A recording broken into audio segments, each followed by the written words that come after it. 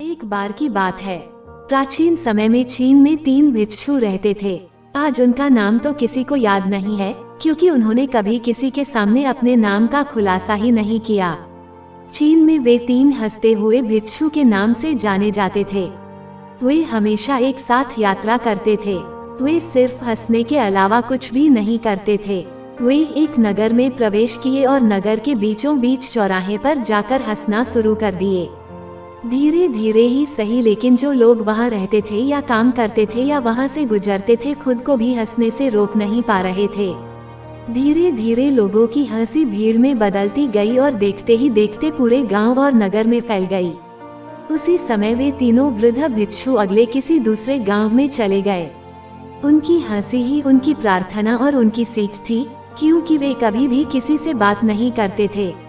उन्होंने ऐसा माहौल बनाया कि पूरे चीन के लोग उन्हें चाहने लगे। सभी लोग उन्हें बहुत प्यार करते थे, क्योंकि उन्हें कभी जीवन में पहले या बाद में कभी भी ऐसा आध्यात्मिक शिक्षक नहीं मिला। उनका हंसते हुए संवाद ये दिखाता कि जीवन में केवल हंसने को एक महान अवसर के रूप में लिया जाना चाहिए। ऐसे हंसते थे मानो उन्होंने कोई ब्रह्मांडीय मजाक खोज लिया हो। इस प्रकार वे कई सालों तक यात्रा करते रहे और हंसते रहे और अपनी हंसी से पूरे चीन में खुशियां बिखेरते रहे। चीन के उत्तरी प्रांत के एक गांव में होने के दौरान उनमें से एक की मृत्यु हो गई। लोग सुनकर चौंक गए और दूर दूर से घर खेत को खाली छोड़कर केवल अन्य 2 भिक्षुओं की इस घटना पर प्रतिक्रिया देखने के लिए भागे हुए आए। वे उनसे दुख दिखाने या रोने की अपेक्षा कर रहे थे और सारा गांव उस स्थान पर आ गया जहां 3 भिक्षु थे, 2 जीवित और 1 मृत।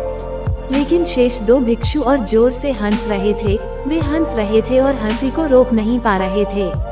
कुछ अच्छे लोग जो इस घड़ी में सहायता कर रहे थे, अविश्वास में उनके पास पहुंचे और उनसे पूछा कि वे अपने मृत मित्र के लिए शोक क्यों नहीं कर रहे हैं। एक समय के लिए भिक्षुओं ने जवाब दिया, क्योंकि कल आपके गांव के रास्ते में उसने एक शर्त रखी थी कि हम में से जो अन्य 2 को हराएगा और पहले मर जाएगा, और अब वह जीत गया, वो पुराना खिलाड़ी निकला।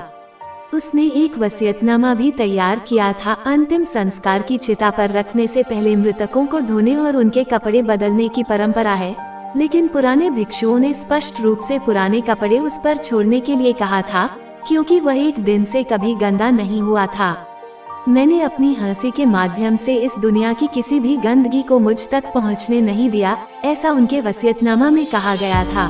तो उस भिक्षु का शरीर उसी वस्त्र समेत चिता पर रखा गया जो उसने आने के समय पहना हुआ था। और जैसे ही आग जली, सभी को विस्मित करते हुए आग उसके कपड़े पकड़ने लगी और अचानक 100 रंगों की आतिशबाजी ऊपर नीचे और चारों दिशाओं में धधक उठी। और अंत में वे लोग जो वहां इकट्ठे हुए थे, उन 2 बुद्धिमान व्यक्ति की हंसी में भी शामिल हो गए। हम जीवन में देखें तो हमारे जीवन में केवल यही कारण हो सकता है कि हम इस धरती पर हैं, इसलिए हम हंस सकते हैं और हंस सकते हैं। आनंद और हंसी का अनुभव करना कभी बंद न करें। इसलिए अगली बार जब आप किसी समस्या का सामना करें, तो आईने में देखें और समस्या को हंसी से दूर भगाएं, क्योंकि आपका आनंद ही है जो आपको जीवित बनाता है।